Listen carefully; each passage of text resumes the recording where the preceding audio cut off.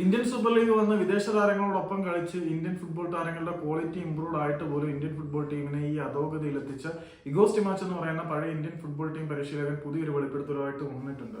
പുള്ളി പറയുന്നത് തന്റെ പരാജയത്തിന് കാരണം ഓൾ ഇന്ത്യ ഫുട്ബോൾ ഫെഡറേഷന്റെ പ്രസിഡന്റ് ആയിട്ടുള്ള കല്യാൺ ചൗബയും സ്പോർട്സ് അതോറിറ്റി ഓഫ് ഇന്ത്യയിലെ അംഗങ്ങളുമാണെന്നാണ്.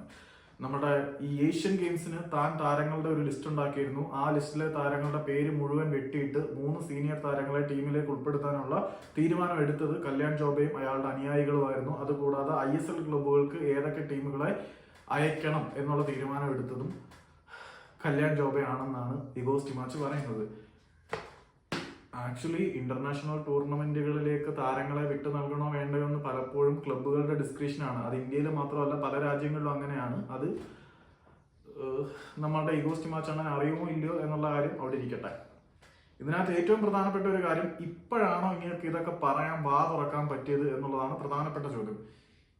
പക്ഷേ ഇപ്പം വേൾഡ് കപ്പ് യോഗ്യതാ റൗണ്ട് ഇപ്പൊ നടന്നല്ലോ. ഇപ്പൊ നടന്നത് അഫ്ഗാനിസ്ഥാനും കുവൈറ്റിനും ഒക്കെ എതിരെ പൊട്ടാൻ കാരണം എന്താണ്? അതിനുണ്ടെന്ന് മറുപടിയല്ല. അയാൾ പറഞ്ഞ ടീമിനെ കൊടുത്ത്, അയാൾ പറഞ്ഞ ട്രെയിനിങ് ഫെസിലിറ്റീസ് കൊടുത്ത്, അയാൾ പറഞ്ഞത്ര താമസമുള്ള അല്ലെങ്കിൽ അത്രയും ദിവസം നീണ്ടു നിൽക്കുന്ന പ്രിപ്പറേഷൻ ക്യാമ്പ് ഒരുക്കി കൊടുത്ത്, എന്നിട്ടും പൊട്ടിയതിന് അങ്ങേർക്ക് മറുപടിയില്ല.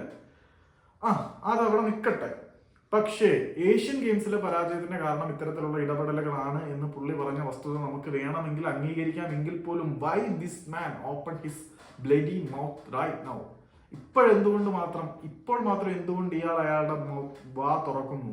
നേരത്തെ എന്തുകൊണ്ട് ഇയാൾ തുറന്നില്ല? ഇത്തരത്തിലുള്ള പ്രധാനപ്പെട്ട ചോദ്യങ്ങൾ അവിടെ മുഴങ്ങി നിൽക്കുവാണ്. ഇയാളിപ്പം സ്വയം ന്യായീകരിക്കുന്നുണ്ട്, കുറെ കാര്യങ്ങൾ പറയുന്നുണ്ട്. ചിലതൊക്കെ അയാൾ പറയുന്നത് സത്യമായിരിക്കാം. താരങ്ങളുമായിട്ട് അയാൾക്ക് ആത്മബന്ധമുണ്ട്. സന്ദേശ് സിംഗിനെ പോലുള്ള ചില താരങ്ങൾക്ക് ഇഗോ സ്റ്റിമാച്ചിനോടുള്ള ആത്മബന്ധം വളരെ വലുതാണ് എന്ന് നമുക്ക് എല്ലാവർക്കും അറിയാവുന്നതാണ്.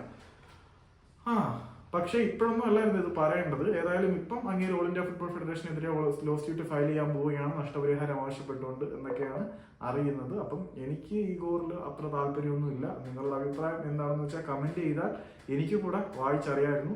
അപ്പം ഇന്ന് തൊട്ട് അത്യാവശ്യം ക്വാളിറ്റി കണ്ടന്റുകൾ അപ്ലോഡ് ചെയ്യാൻ ശ്രമിക്കാം.